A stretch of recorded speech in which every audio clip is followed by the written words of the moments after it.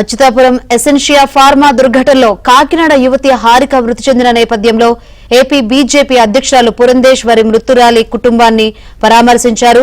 హారిక మృతిపై ఆమె విచారం వ్యక్తం చేశారు. తన కుమార్తెకు ఒక్కరోజు సెలవిచ్చి ఉంటే చనిపోయి ఉండేది కాదంటూ మృతురాలి తల్లి కన్నీరు మున్నీరైంది.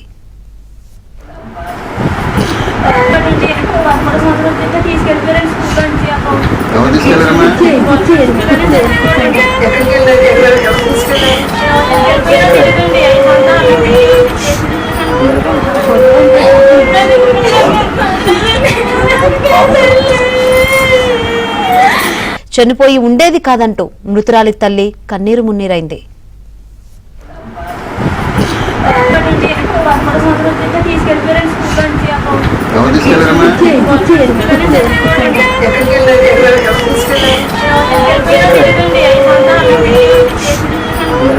తీసుకెళ్ళారు